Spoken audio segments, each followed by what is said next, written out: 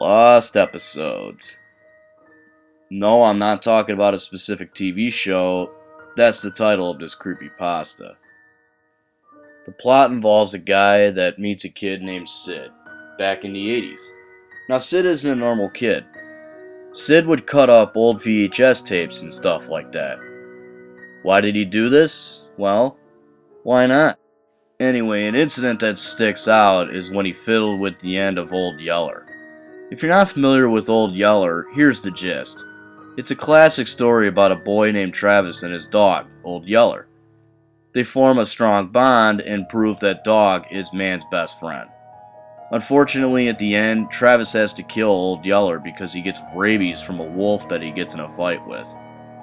This same idea is used in Where the Red Fern Grows, which is another classic story about a boy named Billy and his two dogs named Old Dan and Little Ann. Now, one day during a hunting trip, they're attacked by a mountain lion. Old Dan gets fatally wounded and dies. Not long after, Little Ann dies of a broken heart. But now I'm getting way off topic. Sid didn't like the end of Old Yeller, much like a lot of people, and including myself.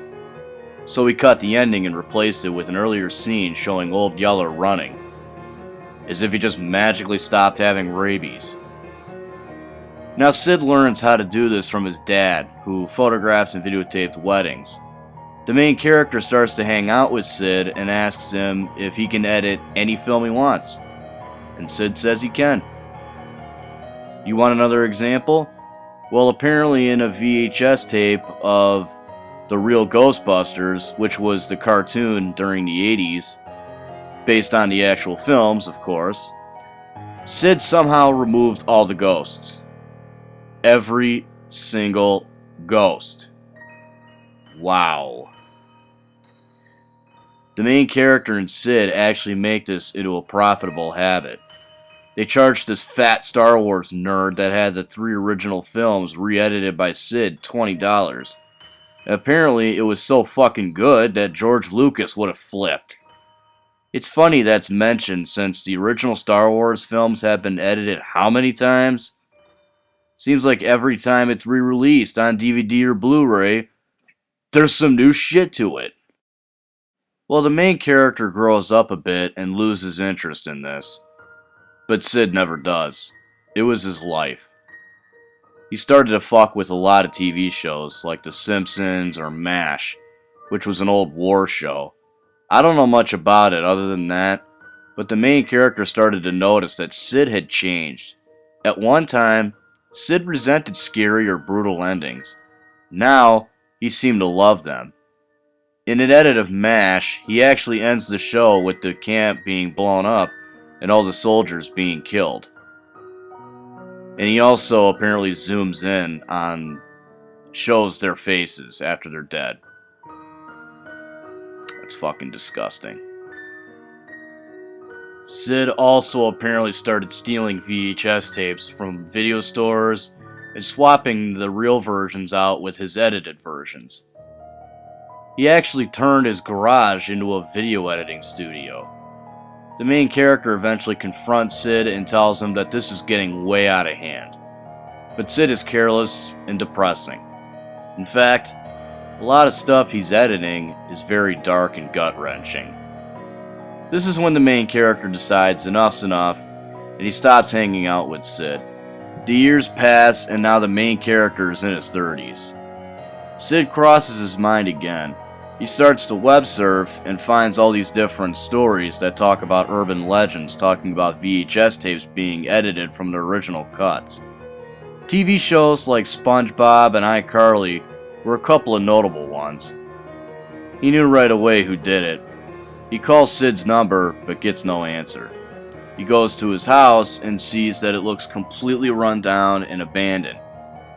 He sees a note on the door saying that the property was owned by the bank. It got foreclosed. But he notices something. All of the outside decorations were still in place. That's a bit weird. Well, he remembers that Sid's parents kept a spare key under a fake rock outside, so he uses it to get in. To his horror, He finds everything exactly where he left it. Literally exactly where he left it. God damn. Oh, but it gets worse. The main character finds Sid's parents dead. They're decaying corpses. Seriously. And the horrible part is, nobody had discovered them until then. Yeah, no joke. The main character comes to the conclusion that Sid had done it. He recalls that Sid said he didn't care about his parents, and he also recalls that he hadn't seen his parents for days before finally ending his friendship with Sid. He tries to call the cops on his cell phone, but is blasted in the ear by the shriek of static. He tries all the phones in the house, but much like his cell, nothing but static. Well, then he hears music. The kind of music that you would hear in an old cartoon. He follows the sounds to the garage, which, again, was where Sid had done all his work. The main character goes inside, and he finds Sid. Dead. Not nearly as long as his parents, but still dead. Gets even more fucked up. Sid's body is all hooked up to a TV that's playing some generic cartoon. Well, after a few minutes, the main character hears the cartoon character on the TV say, "Hi there!" Get ready for a sick plot twist here. Are you ready? Are you? Huh? The character in the cartoon on the TV, it's Sid. Yup. No joke. The main character starts to feel regret for leaving Sid rather than helping him or getting him the help that he needed. He thinks about all the shit that's gonna come out when others discover what he just did. So he unplugs the set, and that's where the story ends. Wrap your head around all that. When I first heard this story, my head nearly exploded. I mean, just the idea itself is terrifying. That being said, this creepypasta is pretty damn good. It's well written, has a nasty plot twist, and it makes you think a lot about TV shows and movies and having creative freedoms. It's disturbing and really shows that the human imagination has no boundaries. I think what I like most about it is it makes you think of classic movies or old TV shows, and it makes you remember what you liked and didn't like about them. It makes you remember when you saw a movie or a TV show and didn't like the ending or a certain part, and you would want to change it. That being said, I guess we're all like Sid. Well, minus the crazy part, that is. I hope. I highly recommend this creepypasta. It's scary, interesting, and it really makes you think. Give it a listen or read it if you prefer. Trust me, it's worth every minute of your time.